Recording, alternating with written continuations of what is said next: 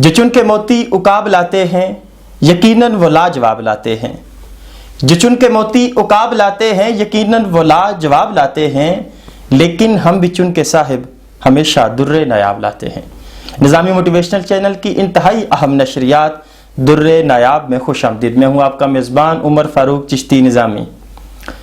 تو ناظرین، آج جس موضوع سخن کو لے کر آپ کی خدمت میں حاضر ہوا ہوں، وہ موضوع سخن ہمارا جو پچھلا پروگرام آپ نے سنا ہوگا اسی سے ریلیٹڈ ہے کہ آج ہم پھر در نایاب ٹائٹل جو مقابلہ حسن نعت کا انعقاد کیا گیا تھا اسی پر گفتگو کرنے جا رہے ہیں، اور اس پر گفتگو کرنے کے لیے آج جو مہمانان گرامی میرے پاس تشریف فرما ہیں ان کا تعارف بھی میں کرواؤں گا، لیکن اس سے قبل آپ کو آج کا موضوع سخن بتاتا چلوں کہ حضور و سرور کے حوالے سے حضور نبی کریم صلی اللہ تعالی وسلم کی سیرت پر آج گفتگو کی جائے گی، اور اسی کے ساتھ پھر آداب نعت کے حوالے سے گفتگو کی جائے گی کہ نعت کا ادب کیا ہے۔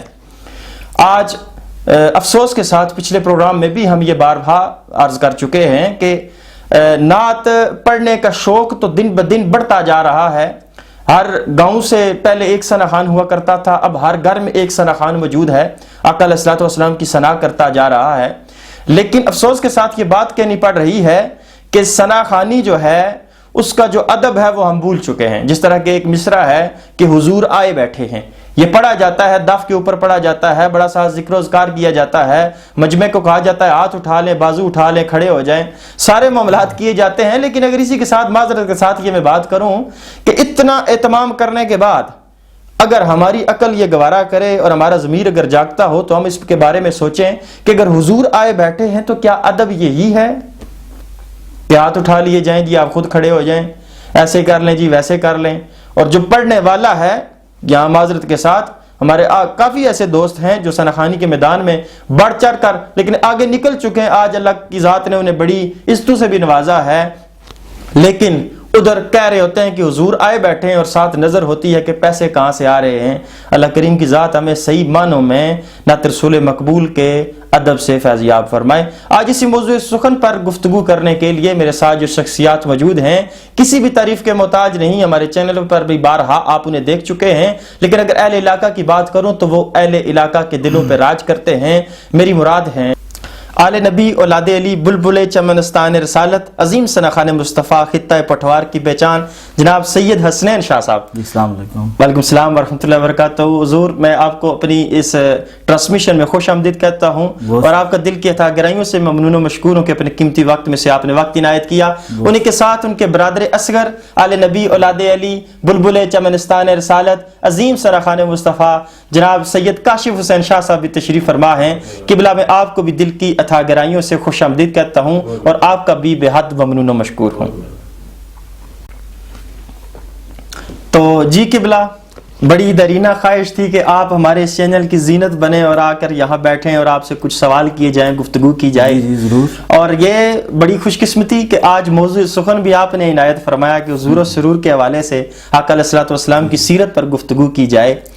تو یقیناً آقا علیہ الصلوۃ والسلام جن کے بارے میں رب کریم نے ارشاد فرمایا کہ میں نے آپ کو تمام جہانوں کے لیے رحمت بنا کے بھیجا ہے، اور یہاں پر اگر باب بند ہوں تو بڑی خوبصورت بات ہے کہ اللہ کریم کی ذات نے ایک سورہ مبارکہ ہے جس میں اپنے محبوب کا ذکر تو نہیں کیا، اسے توحید کے حوالے سے جانا جاتا ہے کہ قل هو اللہ احد۔ اگر اس پوری سورہ مبارکہ کی تفسیر اور ترجمہ پڑھا جائے تو اللہ کریم کی ذات اپنی وحدانیت بیان کرتے ہیں، میں اکیلا ہوں، نہ میری کوئی اولاد ہے، نہ میں کسی کی اولاد ہوں، اور سارے معاملات کرنے کے بعد کہا جاتا ہے یہ سورہ توحید ہے۔ جی جی۔ لیکن اس پر اگر ہم بحث کریں تو سورہ توحید یعنی کہ اللہ کریم کی ذات نے اپنی توحید بھی بیان کی تو سب سے پہلے رسالت کو بیان کیا، کیسے کہ کل اے نبی آپ فرما دیجئے۔ اصل میں نظامی صاحب میں یہاں پہ ایک تھوڑی سی آپ سے بات کروں کہ اللہ تعالیٰ نے چاہا نا، جب جی اللہ تعالیٰ خود ایک چھپا ہوا خزانہ تھا، بے شک، جب اس نے چاہا کہ میں پہچانا جاؤں، اللہ اکبر، تو اس نے پھر آپ سب کے اور میرے پیارے آقا محمد مصطفیٰ صلی اللہ علیہ وسلم کی ذات اقدس کو بنایا۔ تو چونکہ اس دنیا کا جو نظام ہے، جو نظام قدرت ہے، وہ ہے ہی ہمارے سرکار۔ واہ واہ، بے شک بے شک، بالکل عقیدہ بھی یہی ہونا چاہیے، اور آپ کے محمد مصطفیٰ صلی اللہ علیہ وسلم کی ذات ہے، اور اسی ذات کے مرہون منت ہم سب آج یہاں پہ بیٹھے ہیں، بے شک، انہی کی محفل سے جا کے بیٹھے ہیں، بے شک بے شک۔ تو انشاءاللہ اسی بات پہ انشاءاللہ آگے مزید عزتیں بھی انہی سے، شہرتیں بھی انہی سے. اور بڑا خوبصورت ایک مصرع میرے ذہن میں آ رہا ہے، لیکن اس کا ترجمہ اور مفہوم کچھ یوں ہی تھا کہ آج جییں بھی تو انہی کے مطلب رحم و کرم پہ، اور کل مریں بھی تو انہی کے رحم و کرم پہ، قبر میں بھی اگر ہوں تو انہی کے رحم و کرم پہ، اور معاشر میں بھی آقا علیہ الصلوۃ والسلام کا ہی سہارا ہے. تو بس یہ جی اللہ کریم کی ذات آپ کو بھی سلامت رکھیں. پوری کائنات کا جو محور ہے وہ میرے سرکار کی ذات ہے. ماشاءاللہ ماشاءاللہ. وہ جتنی بھی ہماری یہ جو سرکار نے اللہ تعالیٰ نے یہ جو بنائی ہے کائنات پوری تخلیق کی، اس پوری کائنات کا محور صرف ایک میرے مصطفیٰ محمد کی. اللہ اکبر اللہ اکبر. تو انشاءاللہ ہم اس پہ اور بھی مزید بات کریں گے جو آپ سے بات ہوگی. یہ دیکھیں انبیاء کرام کے بارے میں بھی بڑا خوبصورت کہ سیدنا حضرت آدم علیہ السلام، یعنی کہ انبیاء معصومین ہیں، ان کے بارے میں ہم ایسی کوئی گفتگو تو نہیں کر سکتے، لیکن پھر بھی اللہ کریم کے مطلب اپنی منشا سے، اللہ کریم کی مرضی کے ساتھ جب آپ سے کچھ لغزش ہوئی تو اس کے بعد جب معافی کا وقت قریب آیا تو کہا گیا کہ اے اللہ تجھے تیرے محبوب کا واسطہ ہمیں معاف فرما. تو کہا گیا کہ کیسے آپ کو پتہ چلا؟ تو ان کو نا میں 2 اشعار میں پیش کرنا چاہوں گا آپ جی بسم اللہ. کہ جنت کی جو مخلوق تھی آدم بھی اس میں نام تھا. کہ جنت کی جو مخلوق تھی آدم بھی اس میں نام تھا، سوائے سیر خلد کے اس کا نہ کوئی کام تھا. جنت کی جو مخلوق تھی آدم بھی اس میں نام تھا، سوائے سیر خلد کے اس کا نہ کوئی کام تھا. وہاں سیر کرتا چلا گیا، روکا جہاں سے خدا نے تھا. وہ گڑ گڑاتا رہا بہت پر خدا نہ کرتا کلام تھا. ایک روز آیا سوچ میں وہ جو نام دیکھا تھا عرش پہ، دیا جب اس کا واسطہ پھر بنا جو بگڑا کام.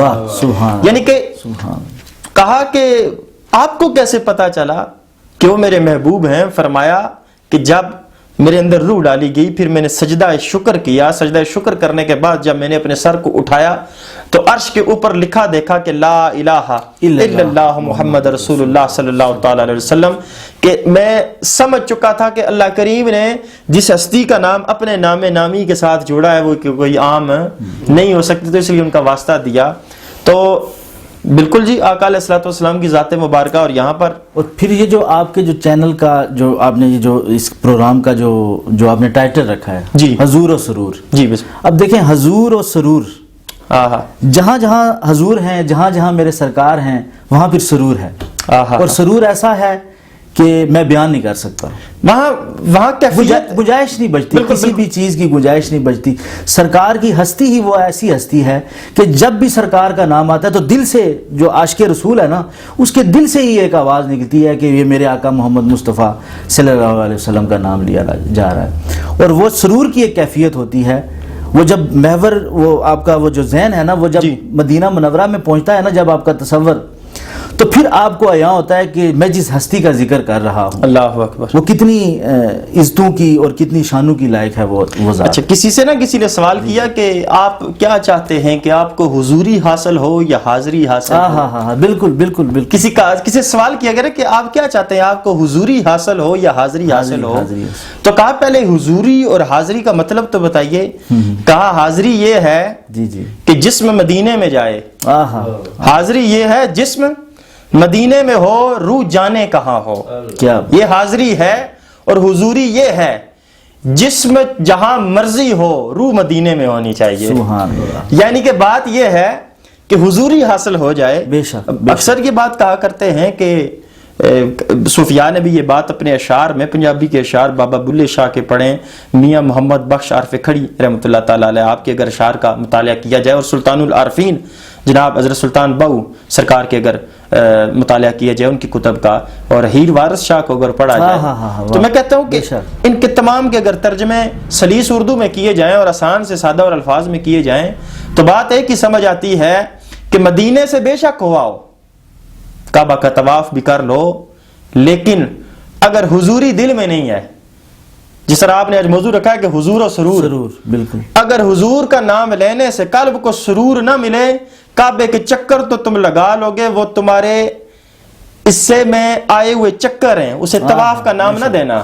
سرور کے لیے بے شک بے شک. اگر تو تم یہاں بیٹھے ہو جی جی جی لیکن تمہاری کیفیت یہ ہے کہ جب حضور کا نام آتا ہے بے شک تمہارے لبوں پہ آئے تو تمہارا سینہ ٹھنڈا ہو جائے, بے شک. تمہیں سکون میسر ہو جائے, تمہیں سرور آ جائے, تو سمجھ لینا کہ یہاں بیٹھ کر تم نے مدینہ دیکھ لیا ہے. اچھا نظامی بھائی, یہاں پہ میں ایک بات کروں گا. اب سرور کے لیے بھی نا جی اندر سے قلب کا صاف ہونا بہت ضروری ہے. جب آپ کا اندر سے آپ اندر سے صاف ہوں گے نا تو پھر حضور اور سرور پھر آپ کو پتہ چلے گا سرکار کی ربوبیت کا, سرکار کے حسن خلق کا, سرکار کی سیرت کا. یہ تب باتیں آپ کو عیاں ہوں گی جب آپ کا قلب اندر سے صاف ہوگا, جب آپ اندر سے نیتاً صاف ہوں گے. دیکھیں جی, یہ اختیارات مصطفیٰ کے حوالے سے بارہا ہم سنتے رہتے ہیں.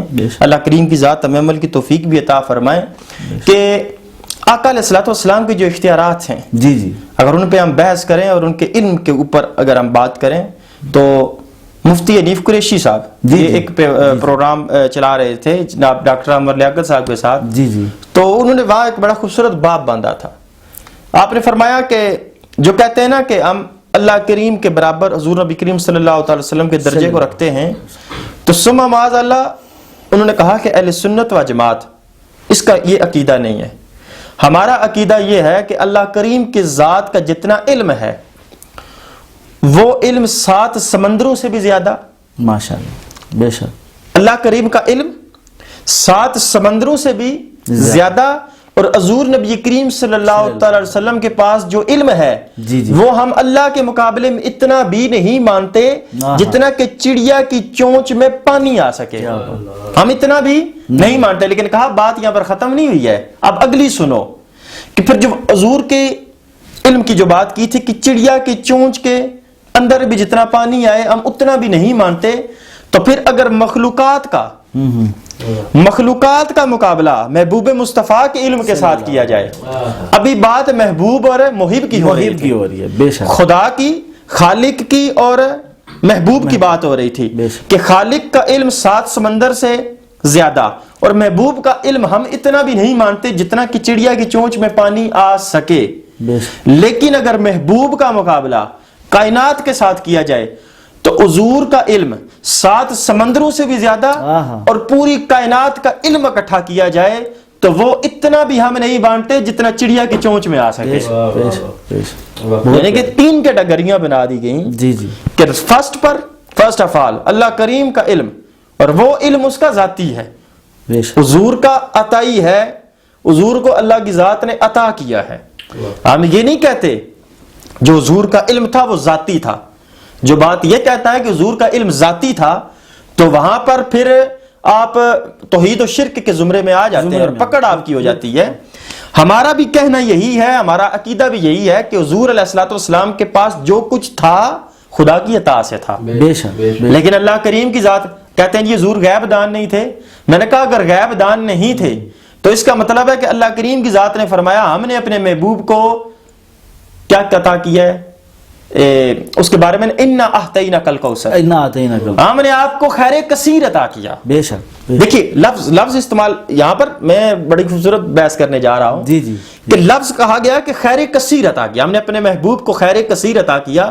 اور جب رب کہہ رہا ہے, کیا کون رہا ہے, خدا, کہ میں نے خیر کثیر عطا کیا, تو پھر اللہ کریم کی ذات نے حضور کو کوئی ایسی نعمت, کوئی ایسی رحمت نہیں تھی جو نہ عطا کی. تو اس نعمتوں میں اور ان رحمتوں میں علم غیب بھی آتا ہے. اور اگر آپ کہتے ہیں حضور کو علم غیب نہیں تھا تو مطلب یہ ہوا کہ اللہ کریم کی ذات نے جو دعویٰ کیا کہ میں نے آپ کو خیر کثیر عطا کیا, پھر اللہ پر آپ شک کر رہے ہیں.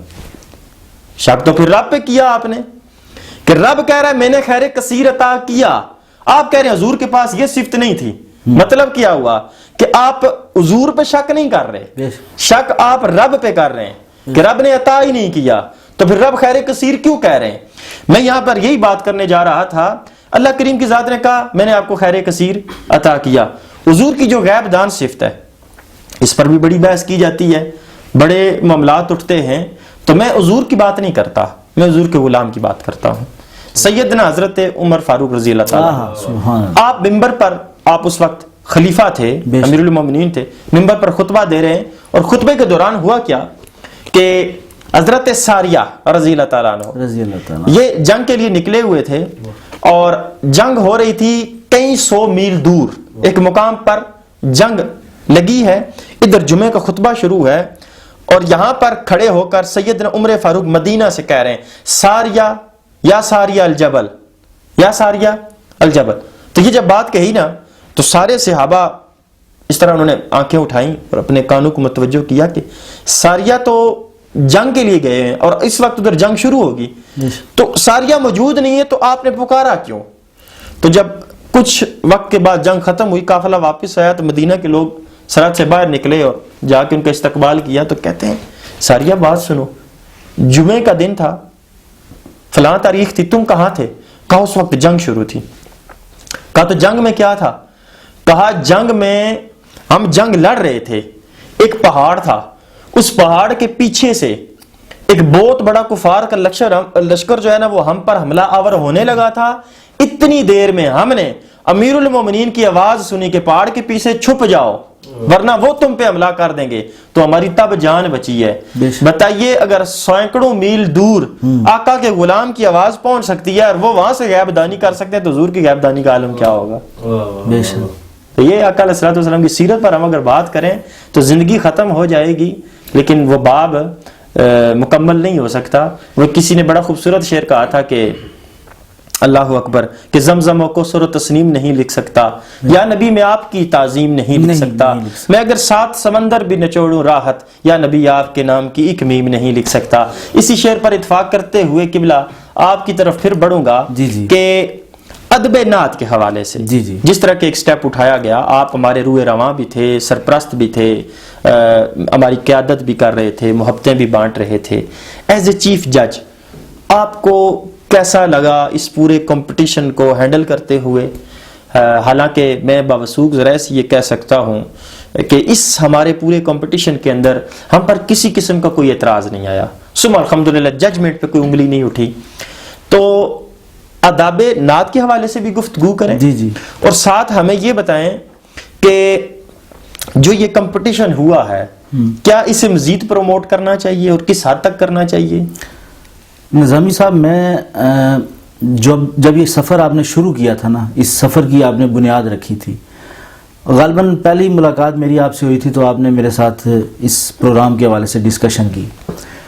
تو میں نے اس دن اپنے دماغ میں نے یہ بات پہلے سوچی کہ ایک بندہ نکل پڑا ہے اللہ کی ایک راہ پہ، اس نے ایک اپنے راستے کا چناؤ کر لیا ہے، اور یہ میں تقریباً پورے 100% میں کہہ سکتا ہوں، اپنے ایمان کے ساتھ کہہ سکتا ہوں کہ میرے اس پورے علاقے میں ٹھیک ہے، پورے اس علاقے میں تحصیل کوٹا سے لے کے کاکپول تک کر لیں، یہ جو سٹیپ آپ نے لیا ہے جس نیک کام کے لیے، یہ میں نے اپنی جب سے میں نے اپنے آپ کو مطلب ایز اے نعت خان ریپریزنٹ کیا ہے، جب سے میں بڑا ہوں، جب سے میں نے نعت پڑھنا شروع کیا، میں نے اس طریقے کا کوئی پلیٹ فارم نہیں دیکھا. ٹھیک ہے، سب سے پہلے تو آپ کو یہ مبارکباد ہے کہ آپ نے ایک بہت ہی اچھے کام کی بنیاد رکھی ہے.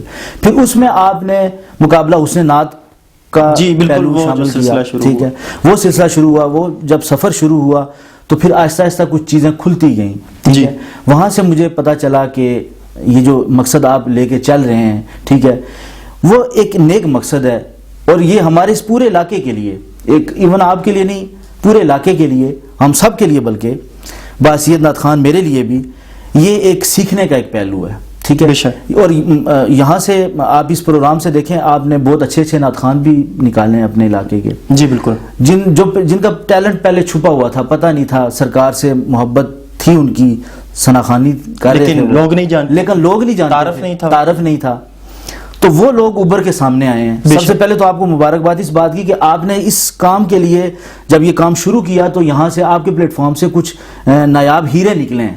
میں تو وہ ہیرے کہوں گا کیونکہ سرکار کے وہ ثنا خان ہیں، ہمارے لیے تو وہ ہیرے ہیں. ٹھیک ہے، ایک تو یہ چیز آپ نے وہاں سے اپنے بالکل یہ اسی طرح، اور دوسرا یہ جو جس طرح آپ نے بات کی کہ میرا ایک ایکسپیرینس اچھا رہا، ایکسپیرینس اس پروگرام کے حوالے سے. جی یہاں پہ میں نے دیکھا ہے کہ لوگوں کو اویئرنیس نہیں تھی، بچوں کو اویئرنیس نہیں تھی، خصوصاً بچوں کو جو کنٹسٹنٹ تھے ہمارے. نعت کے ادب کے حوالے سے اگر میں دیکھوں نا تو بالکل زیرو تھے. اس میں چند ایک لوگ تھے جو نعت کے ادب سے واقف تھے, اور وہی لوگ پھر پروموٹ بھی کیے گئے اور آگے آئے ہیں, ظاہر سی بات ہے. اب نعت نظامی صاحب یہ کوئی آسان کام نہیں ہے. بے شک. ٹھیک ہے, سرکار کی ثناخوانی کرنا یہ بہت بڑے اعزاز کی بات ہے. بے شک بے شک. میں سمجھتا ہوں کہ میرے پاس وہ الفاظ نہیں ہے کہ میں بیان کر سکوں کہ سرکار کی ثناخوانی کرنا دنیا کا میں سمجھتا ہوں سب سے مشکل کام بھی ہے اور سب سے اچھا کام بھی ہے اور مزے کا کام بھی ہے. بالکل بالکل بے شک. ایک تو آپ کا اندر قلب صاف ہو رہا ہے, ٹھیک ہے. دوسرا یہ ہے کہ آپ دنیا کے سامنے ایک ایسے نام سے جانے جاتے ہیں کہ یہ سرکار کا ثنا خان ہے. اللہ اکبر. یہ میرے آقا کالی کملی والے کا ثنا خان ہے. تو یہ کتنے بڑے اعزاز کی بات ہے, لیکن اس میں ادب کو ملحوظ خاطر ضرور رکھنا ہے. یہ میں کسی کے پہ تنقید نہیں کرتا, ماشاءاللہ بہت اچھے اچھے نعت خوان ہیں آج کل, لیکن میں سمجھتا ہوں کہ ہم نعت خوانی کو جس طرح فروغ دینا چاہیے تھا, جس طرح منظور الکونین صاحب نے, بالکل جس طرح سائم چشتی صاحب نے, ٹھیک ہے, یہ وہ لوگ تھے جنہوں نے نعت کی بنیاد رکھی ہے, نعت کو مضبوط کیا. لیکن جی آج ہمارے ادب سے واقف اس دور میں بھی محمد علی ظہوری صاحب, بالکل قبلہ جناب وحید قاسمی صاحب, جناب فصیح الدین سروردی صاحب جی آج موجود ہیں. جی جی بالکل. اور سید زبیب شاہ صاحب جی, کیا یہ وہ ہستیاں ہیں سر کہ جنہوں نے نعت کی بنیاد کو ایک نعت خوان کے لیے یہ ایک رول پلے کر دیا, ایک ماڈل بنا دیا کہ بھائی سرکار کا نعت خوان ایسا ہے. سرکار کے نعت خوان میں ادب بھی شامل ہے, سرکار کے نعت خوان میں ساری باتیں شامل ہیں. ٹھیک ہے, وہ اپنے قلب کو بھی صاف رکھے, وہ اپنے دنیاوی معاملات کو بھی صاف رکھے, دنیا اس کو دیکھے تو کہے یہ سرکار کا ثنا خان ہے. اللہ اب وہ کام کچھ اور کرتا ہو اور سرکار کی ثنا خوانی کرتا ہو. اچھا, میں یہاں پہ ایک تھوڑی سی بات, یہ بات میں نے اس وجہ سے کی ہے کہ میرا پیچھے شاید میرے کچھ اس طرح کے معاملات ہوں کہ میں نیگیٹو سرگرمیوں میں ملوث ہوں جی, ٹھیک ہے, لیکن مجھے یہ چاہیے اگر مجھے سرکار نے ایک اچھی آواز اللہ کی طرف سے عطا ہوئی ہے, میں سرکار کی ثنا خوانی کر رہا ہوں, تو مجھے پھر اس بات کو اپنے ذہن میں رکھنا ہے, اور میں سرکار کی ثنا خوانی کے لیے جب بھی جاؤں تو میرا پھر پیچھے عمل اس طرح کا ہونا چاہیے کہ لوگ مجھے دیکھ کے کہیں کہ یہ ہے سرکار کا سچا ثنا خان. اس میں ادب بھی ہے, بالکل بالکل, اس اسنین میں ادب بھی ہے, کاشف میں ادب بھی ہے, آسم میں ادب بھی ہے, اور یہ سرکار کے ثنا خان بھی ہیں. یہی چیزیں ہیں جو نعت سے آپ کو منسلک کرتی ہیں, جو نعت سے آپ کا رشتہ ہے اس کو مضبوط رکھتی ہیں.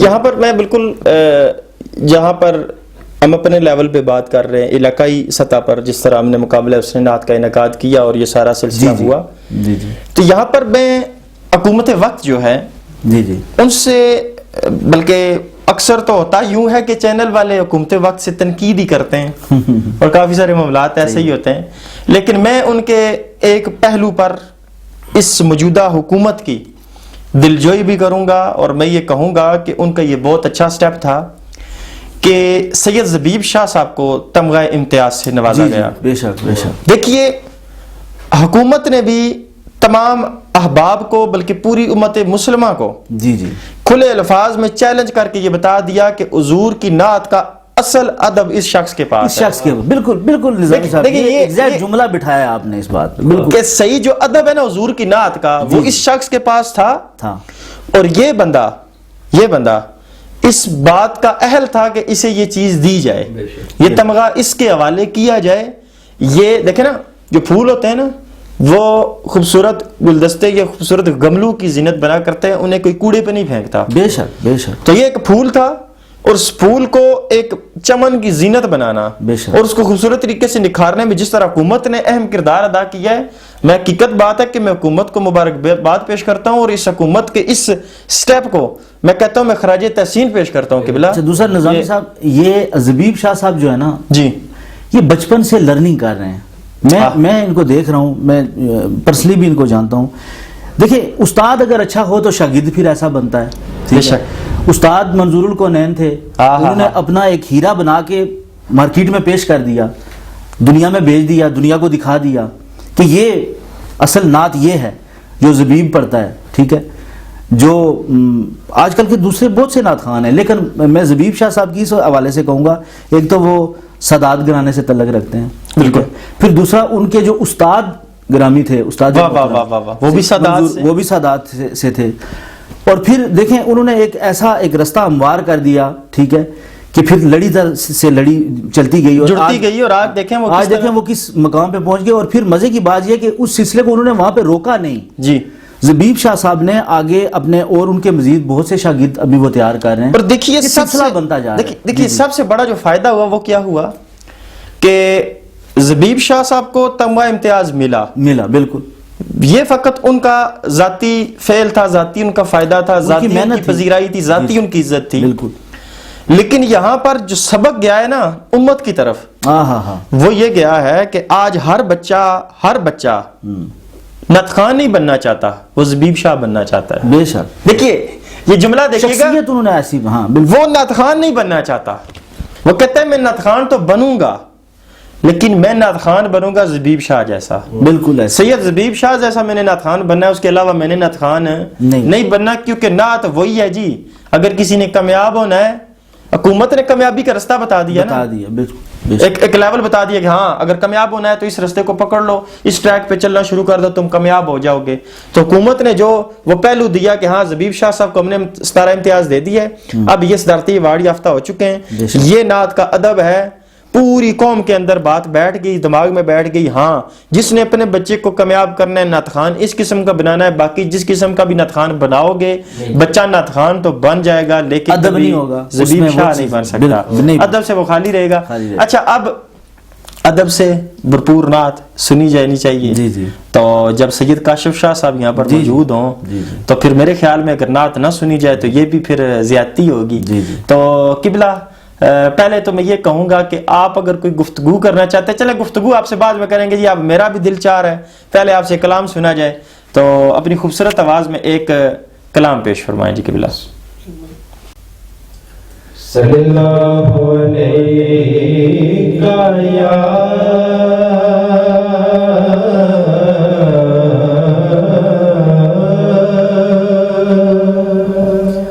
رسول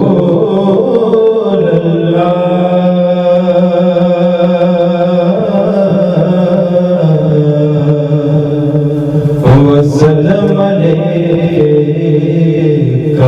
یا حبیب اللہ.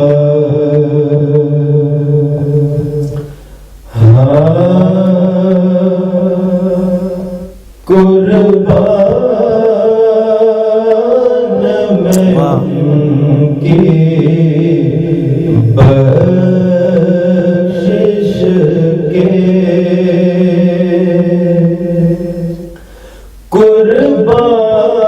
قربان میں ان کی بخشش کے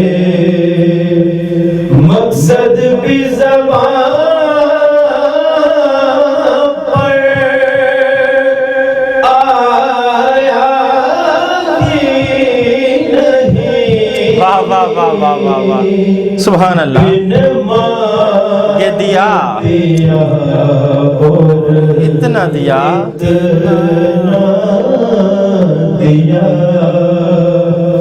دامن میں ہمارے سمایا ہی نہیں. واہ واہ واہ واہ واہ، سبحان اللہ. قربان میں ان کی بخشش کے جتنا دیا سرکار نے مجھ کو اتنی میری اوقات نہیں. یہ تو کرم ہے ان کا مجھ میں ایسی بات نہیں مانگ دیا اور اتنا دیا دامن میں ہمارے سمایا ہی نہیں. واہ واہ واہ واہ واہ، قربان میں ان کی بخشش کے، کی بخشش کے،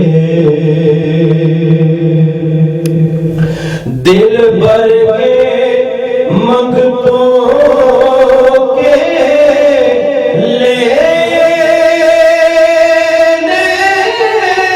کر، پر دینے سے تیری نیت نہ بھری، دل بھر کے منگتوں کے لینے کر، دینے سے تیری نیت نہ بری، بھری، جو آیا اسے بھر بھر کے دیا، واہ واہ واہ واہ، جو آیا اسے بھر بھر کے دیا، بھر بھر کے دیا، محروم کبھی لوٹایا نہیں، محروم کبھی لوٹایا نہیں، قربان میں ان کی بخشش کے، کی بخشش کے، ایمان ملا ان کے صدقے، قرآن ملا ان کے صدقے، ایمان ملا ان کے صدقے، قرآن ملا ان کے صدقے، رحمان ملا ان کے صدقے، اللہ اللہ، وہ کیا ہے جو ہم نے پایا نہیں، وہ کیا ہے جو ہم نے پایا نہیں، اللہ اللہ، پایا ہی نہیں، بن مانگے دیا اور اتنا دیا، سبحان اللہ، کوئی سلیقہ ہے آرزو کا، نہ بندگی میری بندگی ہے، واہ واہ واہ، یہ سب تمہارا کرم ہے آقا، یہ سب تمہارا کرم ہے آقا، کرم ہے آقا، کہ بات اب تک بنی ہوئی ہے، واہ واہ واہ، تمہارا کرم ہے آقا، یہ سب تمہارا کرم ہے آقا۔ جزاک اللہ، ماشاء اللہ ماشاء اللہ ماشاء اللہ ماشاء اللہ جی، سبحان اللہ، بڑے خوبصورت انداز میں آپ نے کلام پیش فرمایا۔ تو یقیناً حضور آقا علیہ الصلوۃ والسلام کے جو کرم ہیں، اگر ہم ان کی بات کریں تو کرم کی ہم پہ ایسی انتہا وہ کر رہے ہیں، کرم کی ہم پہ ایسی انتہا وہ کر رہے ہیں کہ مانگے ہیں دو نوالے جو لی وہ بر رہے ہیں، کرم کی ہم پہ ایسی انتہا وہ کر رہے ہیں کہ مانگے ہیں دو نوالے جو لی وہ بر رہے ہیں، ان کی سخاوتوں کا عالم بیانہ ہوگا، ان کی سخاوتوں کا عالم بیانہ ہوگا، سخا میں شائع دنیا سب ان سے ہر رہے ہیں، سخا میں شائع دنیا سب ان سے ار رہے ہیں، ہم سب پہ آئی مشکل تو مشکل کشا بنے وہ، اللہ ہم سب پہ آئی مشکل تو مشکل کشا بنے وہ، ان کی اسی ادا پر ہم ان پہ مر رہے ہیں، ان کی اسی ادا پر ہم ان پہ مر رہے ہیں، کرم کی ہم پہ ایسی انتہا وہ کر رہے ہیں۔ تو اچھا قبلہ، سب سے پہلا میں اکثر یہ سوال کیا کرتا ہوں، اور پہلے بھی آپ میرے اس ٹرانسمیشن کا حصہ بن چکے ہیں، غالباً تیسرا یا چوتھا ہمارا پروگرام تھا تو آپ جلوہ افروز ہوئے تھے، اس وقت یہ سوال میں کر چکا تھا کہ نعت خوانی کا شوق کیسے پیدا ہوا اور کس طرح یہ سلسلہ چلتا رہا۔ تو آج تو جو آپ کی ابتدائی درسگاہ ہے وہ آپ کے دائیں جانب تشریف فرما ہیں، تو یہ بھی آپ کے لیے بہت بڑی سعادت ہوگی۔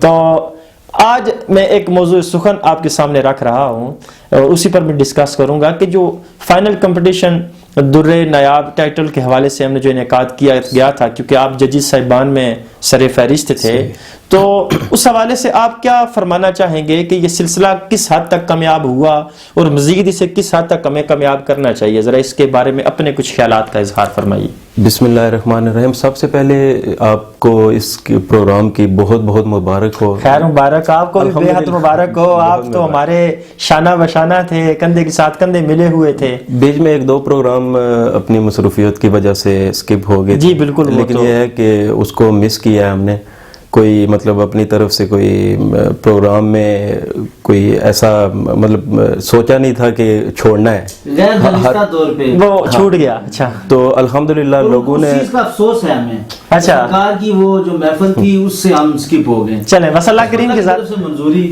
چلیں انشاءاللہ آگے۔ تو لوگوں کی طرف سے کافی اپریشیٹ بھی ہوئے، فیڈ بیک اچھا تھا، جی، اور سوچتے وہ یہ تھے کہ مطلب ہم دو جج تھے، میں اور آسم بھائی تھے، ہم کیونکہ نیچے تھے ابھی کیونکہ بڑے بھائی ہیں یہ جی آلریڈی بالکل چیف جج کی، تو فیصلہ انہوں نے کرنا تھا، ہم نے ان کو سپورٹ کرنا تھا، مطلب جو پوائنٹ تھے وہ ہم نے نکالنے آپس میں میچ کرنے تھے، ان کو دینے تھے کہ یہ پوائنٹس ہیں، آگے آپ فیصلہ کریں۔ جی جی جی۔ تو اس میں یہ تھا کہ لوگ کافی سمجھتے تھے کہ شاید ہم اس پہ کوئی اپنی رائے نہیں دے رہے، جو کر رہے ہیں بڑے بھائی کر رہے ہیں، لیکن یہ ہے کہ ان کو میں نے بتایا ہے کہ کیونکہ وہ ہماری اپنی مشاورت ہوتی ہے تینوں کی، تو اس کے بعد ایک بندے نے فیصلہ کرنا ہوتا ہے، تینوں بندوں نے فیصلہ نہیں کرنا جی اسی طرح۔ تو لوگوں نے اس کو پسند کیا کافی کہ ٹھیک ہے، مطلب ایک ہی آپ ٹیم ورک تھا نا، ٹیم ورک بالکل، کوئی بھی چیز ہے وہ ٹیم بالکل ایسے ہی۔ تو اس میں یہ ہے کہ پھر جو بچے آئے اوپر نعت خوان، اس میں ایک دو نعت خوان تھے، حارث جو تھے تھرڈ پوزیشن پہ اور عمر بھائی تھے، عمر کیانی۔ جی بالکل۔ اب وہ بندے ایسے تھے کہ وہ بڑی بڑی محفلوں میں نعت پڑھنے والے بندے تھے وہ، جی بالکل، لیکن کیونکہ فائنل تھا تو فائنل پہ وہ اس طرح مطلب کہہ سکتے ہیں کہ وہ سوچ یہ رہے تھے کہ ہم نے ججز کو کس طرح امپریس کرنا ہے۔ جی جی۔ تو وہ ظاہری بات ہے بڑے نعت خوان تھے، وہ پڑھے ہوئے تھے، لیکن جب اینڈ میں اضافہ نے پڑھا تو وہ ماشاءاللہ ایک اچھی تیاری سے آیا ہوا تھا، اور شکر الحمدللہ کہ لوگوں نے اس چیز کو مانا ہے کہ واقعی وہ ٹھیک تھا، بالکل۔ حضور و سرور جملہ اسی چیز پہ بیٹھتا ہے۔ جی جی جی۔ جب آپ حضور کی سراخوانی کے لیے آتے ہیں تو پھر سرور ہے آپ کے دل میں، آپ کے من میں سرور ہونا چاہیے کہ آپ سرکار۔ اچھا، وہ ہارنے جیتنے کا کنسیپٹ ختم ہو جانا چاہیے، ختم ہو، وہاں پر یہی ہے کہ جیت یہی ہے کہ آنکھ بند ہو اور ادھر قسمت کھل جائے۔ مزہ تو یہ ہے نا جی، اس فائنل میں جو سب لوگوں کا ریئیکشن تھا نا وہ دیکھنے والا تھا، اللہ، اور وہ کسی بھی مطلب ہر بندے دیکھیں نا وہ ایک منظم طریقے سے سیٹ اپ بنایا، پورے علاقے نے اکٹھا ہوا، بلکہ دیکھیں ایک بہت بڑا جمع غفیر تھا وہاں پر، آپ مجمع دیکھ سکتے تھے بڑا ہے کہ اچھا مطلب یہ ہے کہ اوورال ماشاءاللہ بہت اچھا ہوا، آپ اس سے مطمئن ہیں اور مزید آگے بھی انشاءاللہ اور اس سے بہتر انشاءاللہ کرنے کی کوشش آگے مزید ریپرزینٹ ہم دونوں بھائی جی۔ میں آج یہ بھی ایک نظامی موٹیویشن کے توسط سے یہ بات اس پلیٹ فارم سے یہ بات کرنا چاہوں گا اپنے دیکھنے والوں کو، جی جی، کہ جی ہم دونوں بھائیوں کی طرف سے جو بھی ہو سکا ہم موٹیویشن نظامی موٹیویشن چینل کے لیے وقت ہیں، ہماری کسی قسم کی ان کو اگر ضرورت ہے، ہیلپ کی ضرورت ہے تو ہم تب بھی تیار ہیں۔ بہت شکریہ۔ یہ بات میں اس وجہ سے کہہ رہا ہوں، جی جی، دیکھیں آپ نے ایک نیک مقصد کے لیے ایک نیا قدم اٹھا لیا ہے، جی جی بالکل، اب ہم نے ایک ٹیم بن کے پھر آپ کے ساتھ چلنا ہے۔ بے شک بے شک، مجھے ضرورت بھی اس چیز، ایک بندے کے بس کی بات ہی نہیں ہے جی بالکل، یہ ایسے تو پوری ون مین شو تو نہیں ہے، بلکہ میں یہ جملہ کہوں گا کہ آپ عمر بھائی جب پیچھے مڑ کے دیکھیں نا جی تو پیچھے ان کو اپنی بیگ جو ہے وہ خالی نظر نہ آئے، اللہ اکبر، پیچھے حسنین ہو، پیچھے کاشف شاہ ہو، پیچھے آسم ہو، پیچھے شامون ہو، پیچھے حارث کیانی ہو, پیچھے عمر کیانی ہو, یہ سارے نعت خوان جو ہم نے درِ نایاب کے ہیرے چنے نا, پیچھے یہ بیگ میں ہونے چاہیے. پھر جا کے جناب نظامی اگلی منزل جو ہے وہ مزید آسان ہوگی اچھی ہوگی انشاءاللہ جی. یہ بالکل سلسلہ چلتا رہے گا. بہت شکریہ قبلہ, آپ میری اس ٹرانسمیشن کا حصہ بنے. اور اب بلا تاخیر وقت میں ضیاء سمجھتا ہوں کہ اب اگر گفتگو پہ اس وقت کو ضائع کیا جائے تو ایک دفعہ خوبصورت کلام آپ کی آواز میں ہم سننا چاہیں گے. تو آپ ذرا ایک خوبصورت کلام پیش فرمائیں. مفلس زندگی اب نہ سمجھے کوئی, مفلس زندگی اب نہ سمجھے کوئی, مجھ کو عشق نبی اس قدر مل گیا, واہ واہ واہ واہ, جگمگائے نہ کیوں میرا یکسے دروں, آہا, جگمگائے نہ کیوں میرا یکسے دروں, ایک پتھر کو آئینہ گھر مل واہ واہ واہ واہ واہ واہ واہ. مفلس زندگی محور دو جہاں ذات سرکار کی, بے شک بے شک, اور میری حیثیت ایک پرکار کی, واہ واہ واہ واہ, پرکار کی, واہ واہ, محور دو جہاں محفر دور جہاں, ذات سرکار کی, اللہ اکبر, اور میری حیثیت ایک پرکار کی, وہ جس کی ایک راہ گزر طے نہ ہو عمر بھر, اللہ اللہ, قبلۂ آرزو تو مگر مل گیا, مفلس زندگی اور شعر کہ اس کا دیوانہ ہوں, اللہ اکبر, اس کا مجذوب ہوں, کیا یہ کم ہے کہ میں اس سے منسوب ہوں, اللہ اللہ اللہ, اس کا دیوانہ ہوں, اس کا مجذوب ہوں, کیا یہ کم ہے کہ میں اس منسوب ہوں, سرحد حشر تک اللہ اکبر, جاؤں گا بے دھڑک, اللہ اللہ, مجھ کو اتنا تو زیادہ سفر مل گیا, مل گیا, اللہ اکبر, اللہ اکبر, مفلس زندگی اب نہ سمجھے کوئی, مجھ کو عشق نبی اس قدر مل گیا. اور مقام ایسا ہو جب سے مجھ پر ہوا مصطفیٰ کا کرم, بن گیا دل مظفر چراغ حرم, اللہ اللہ, جب سے مجھ پر ہوا مصطفیٰ کا کرم, بن گیا دل مظفر چراغ حرم, زندگی پھر رہی تھی بھٹکتی ہوئی, اللہ اللہ, زندگی پھر رہی تھی بھٹکتی ہوئی, بھٹکتی ہوئی, آہا, میری خانہ بدوشی کو گھر مل گیا, واہ واہ واہ واہ, زندگی پھر رہی تھی بھٹکتی ہوئی, میری خانہ بدوشی کو گھر مل گیا, مل گیا, مفلس زندگی اب نہ سمجھے کوئی, مفلس زندگی میرے دل کی زمین پر ہے قدم زہرا کے بچوں کا، میری نسلوں پہ ہے دست کرم زہرا کے بچوں کا، اور زمانے کا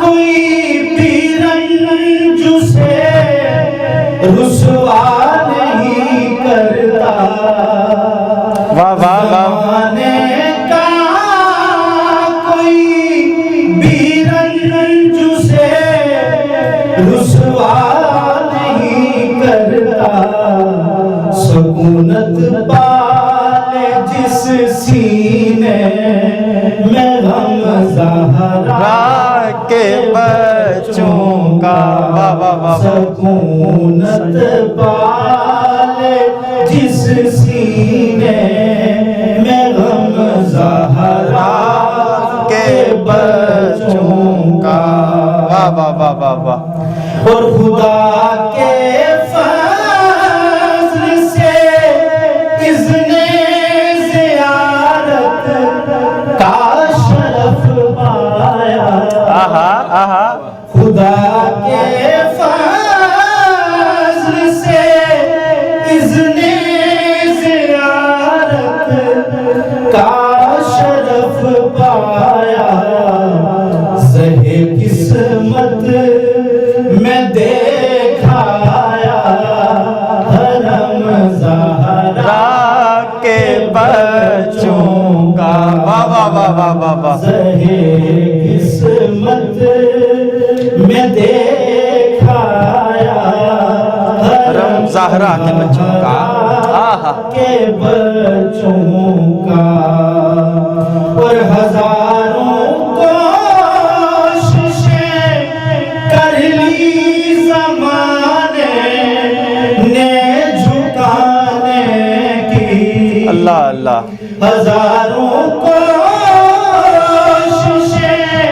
کر لی زمانے نے جھکانے کی، پر مجھے جھکنے نہیں دیتا حرم زہرا کے بچوں کا، واہ واہ واہ واہ، مجھے جھکنے نہیں دیتا نہیں دیتا برم زہرا کے بچوں کا، حرم زہرا کے بچوں کا، اور گلستان پیمبر پہ ہر ایک گل ہے گل تنویر، اللہ اللہ، گلستان پیمبر پہ ہر ایک گل ہے گل تنویر، مماثل ہی نہیں رب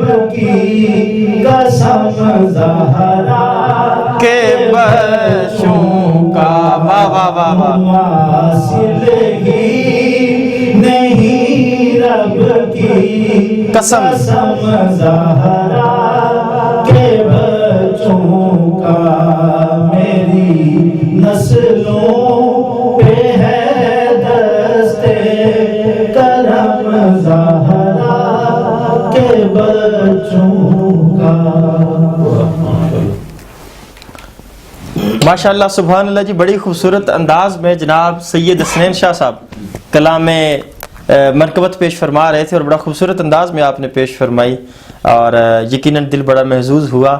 اور آپ سے قبل قبلہ سید کاشف حسین شاہ صاحب بڑے خوبصورت انداز میں نعت رسول مقبول بھی پیش فرما رہے تھے۔ میں دونوں شہزادوں کا دل کی عطا گرائیوں سے ممنون و مشکور ہوں کہ آپ اب یہاں پر تشریف لائے اور مجھے میزبانی کا شرف بخشا۔ تو اسی کے ساتھ ناظرین اجازت، لیکن اس سے قبل ایک پیغام آپ کی خدمت میں پیش کرنا ضروری سمجھتا ہوں کہ ایک بڑے فقیر کی بات سن کے آیا تھا، اور اس فقیر کا بڑا خوبصورت پیغام بھی تھا۔